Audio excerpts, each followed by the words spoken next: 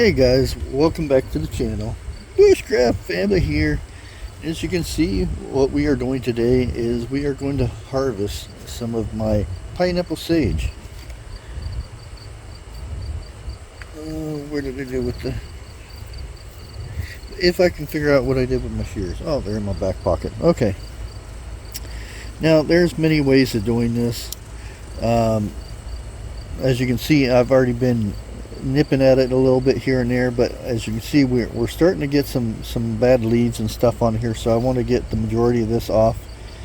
And I'm not too worried about it coming back next year, because I'll probably end up planting this elsewhere, because it did pretty much overpopulate this little bed.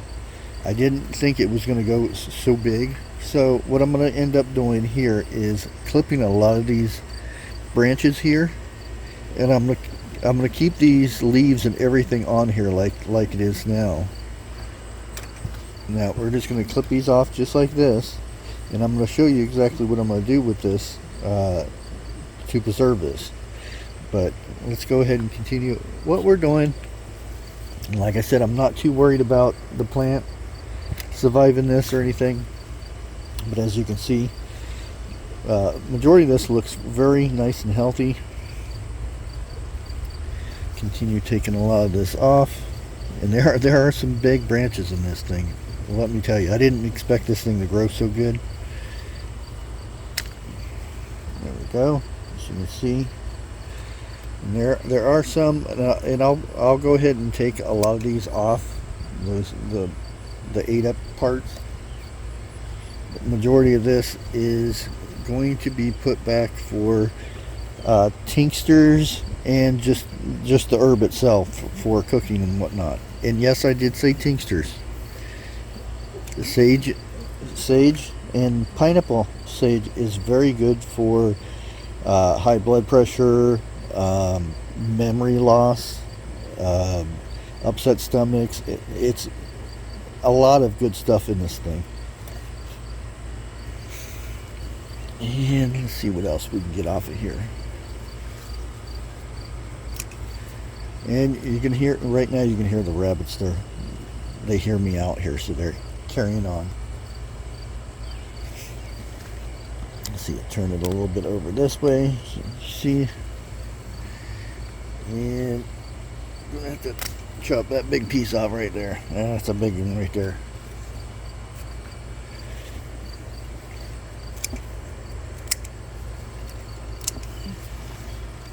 There we go. Really good harvest out of this thing.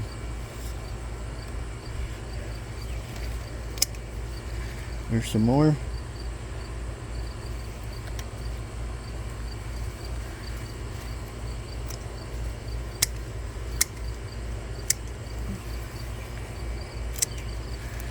There you go, as you can see. And just that little bit of time right there, we've got a good bit right there. So let's go ahead and head on inside, and I'll show you what we're going to do from here. Okay guys, now that we got our pineapple sage in the house, yes, I have big long stems and all this stuff, but I find it a lot easier to deal with the leaves, because this is the main part of what you're going to use for your spices, your tinctures and things like that. And you can make teas out of this. It's endless things that you can do with sage, and especially pineapple sage. Now what I usually do is I gather a bunch of it up in a bundle like this, to where I have the stems right here, and I use these stems for a certain purpose, and then I'll show you. Let's transfer these over here. Now, there's many ways to do this. You want to wash these down. Yes, I said wash. Wash these down and get all the dirt and dust off of this, and possible bugs if there is any bugs in here. And I like using my sprayer. And get as much gunk off this as you can. Take out any bad leaves that are turned or looks like they've had bugs on them eaten and stuff like that. Little bite marks and stuff. It is not that big of a deal, but you want to make sure there's no. Hold on, let me turn the dishwasher off.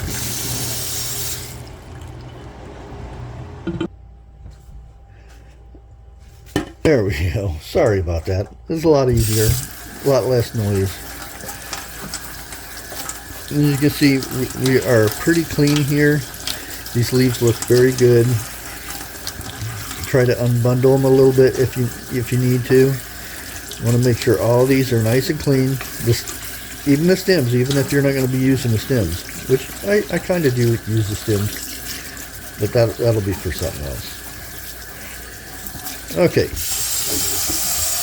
Now that we're all cleaned up, make sure that it's still in a nice little bundle here, and we're gonna shake these out a little bit to get the excess water out of there. And then you're gonna take some what I have is jute twine, or whatever twine you want to use.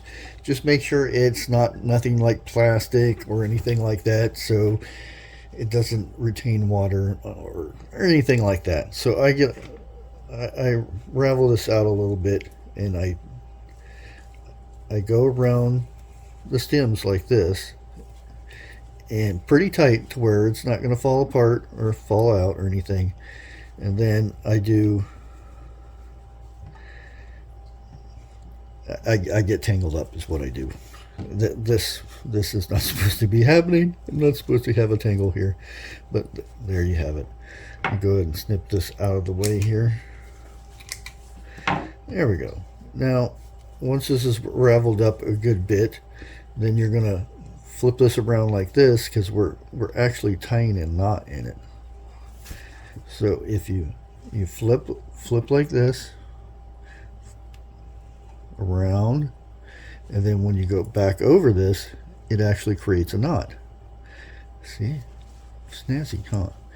And then what I tend to do is, see how this, I have a little excess of cordage here, and I hang these in a nice dry place to where they dry out normally. Yes, you can put them in a dehydrator, but I don't like how a dehydrator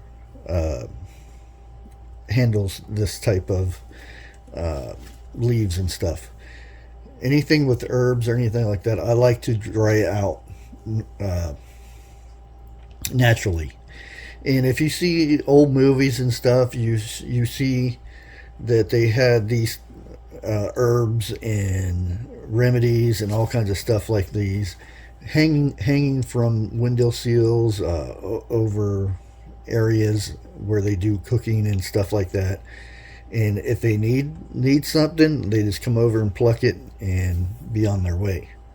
So this is how I harvest and dry out my leaves for various things. It could be for mullein, lemon balm, pineapple sage, whatever the case may be.